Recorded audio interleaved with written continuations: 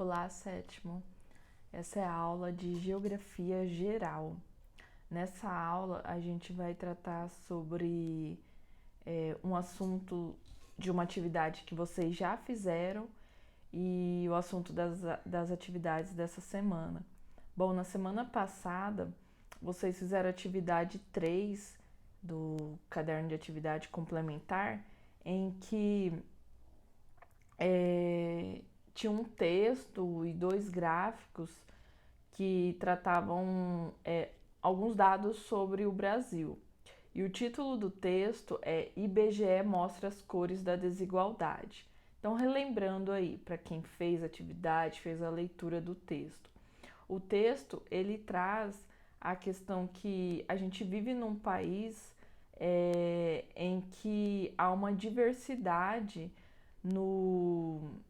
nas pessoas, uma diversidade por conta da miscigenação. Então, foram três povos principais que fizeram a formação do povo brasileiro. Claro que tiveram aí a entrada depois de povos de outros povos, de outras origens, mas aí a partir dessa formação a gente tem essa formação principal dos três primeiros povos, que é do povo colonizador, dos europeus, portugueses, dos povos originários que aqui já estavam, que são os indígenas, e os povos que foram trazidos para cá para trabalhar na modalidade de escravos, que foram vários povos africanos. E a partir desses três povos é a nossa formação da nossa população e aí das cores da nossa população, né? E aí demonstra, o texto traz ali uma fala de um professor, que é o professor Otair Fernandes, que é o professor de uma universidade federal do Rio de Janeiro, federal rural do Rio de Janeiro, em que ele diz que esse processo da colonização, de trazer os povos africanos, e nós sermos o último país a ter abolido a escravidão, ainda traz heranças desse modo de vida do passado, né? Então é perceptível que na vida das populações negras, que são aí os descendentes desses escravos, eles ainda não têm um acesso igualitário conforme os outros povos. Então há uma problemática aí colocada que ele chama de racismo institucional, em que na nossa formação esses povos não têm o mesmo acesso a todos os projetos, né? Todas as formas que a gente tem disponível na sociedade de vida, de qualidade de vida. Então, além desse texto, a atividade traz outros dados, como dois gráficos. Um gráfico fala sobre a questão da frequência da população de 18 anos a 24 anos de idade por sexo, cor ou raça. Esses dados são de 2005 e 2015. E lá no gráfico, quando eu for falando, vocês podem olhar aí no caderno de atividade de vocês, isso é lá na atividade 3. Lá no gráfico, então, ele traz ali a informação em que a gente pode perceber que, por exemplo, em 2015, a gente tem 26,5% da população branca na frequência, né, no ensino superior, na universidade, nas faculdades aí. Esse número da população branca, da população preta ou parda é 2,8%. Então, os dados eles são muito importantes para nós entendermos a realidade social, a realidade que as pessoas vivem.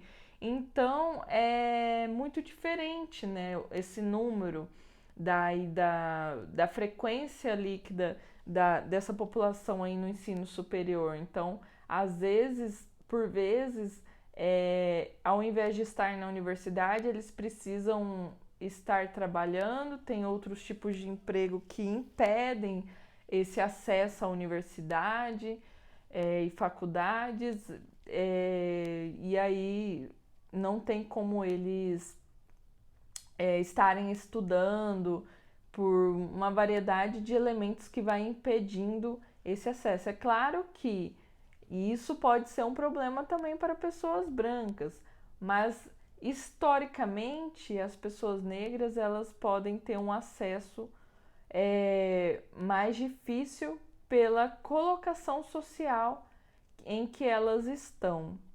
O outro dado que tem aqui na atividade é sobre a questão do acesso ao rendimento do trabalho. Então, aqui eles trazem dado de dois anos, 2005 e 2015.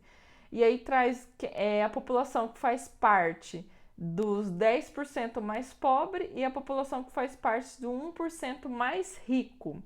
E no caso aqui é no Brasil, né?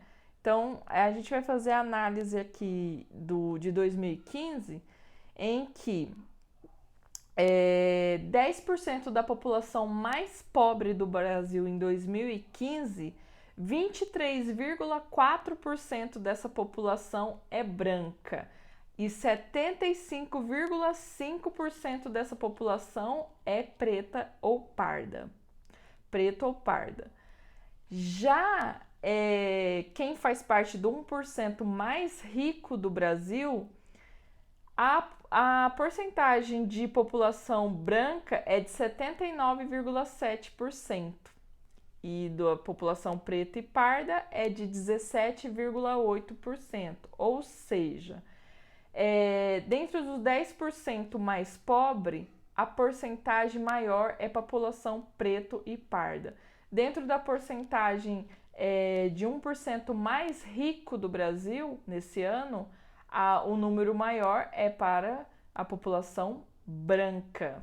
Então, aí a gente pode entender que, economicamente, há uma diferença aí há uma desigualdade, né, entre as cores aí do povo brasileiro, né? Então, o IBGE traz esses dados que demonstram isso. Então, essa atividade vocês já fizeram, então era mais só para complementar a informação aí. Como eu disse para vocês, a formação do nosso povo, do povo brasileiro, parte dessas três matrizes: os povos africanos, os povos originários, que são os indígenas, e os colonizadores, que são os europeus. E aí a atividade 4 vai estar relacionada a isso, então vocês têm que ver a alternativa ali que está mais próximo, que está falando a questão dos africanos, né? Como eles foram trazidos para o Brasil? Como foi essa situação? Eles foram trazidos por livre vontade? Não, né? Eles foram forçados a vir para cá e trabalhar como escravos em diversas atividades dessa época colonial aqui no Brasil. E a outra questão, a outra atividade dessa semana, que é sobre as terras indígenas, as nomenclaturas das terras indígenas. Então vai ter um texto lá falando sobre isso.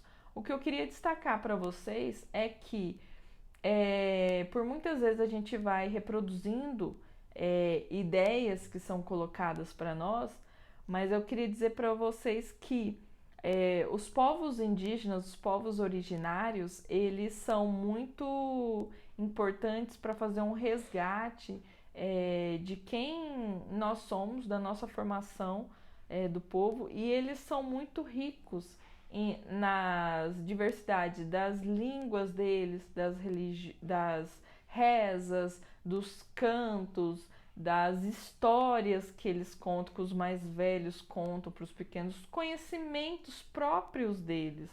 Então é um povo que tem uma riqueza muito grande que às vezes a gente nem entende. E é importante falar sobre isso, que a gente teve agora em abril o Dia do Índio, que nós chamamos de Índio, E esse termo já é um termo errado de chamar eles de índio, porque foi um equívoco do colonizador, que achou que estava chegando na Índia e aí colocou o nome de índios. Mas não, né? Aqui não era a Índia. Então até hoje a gente chama eles de índios. E o correto seria chamar o nome da etnia, né?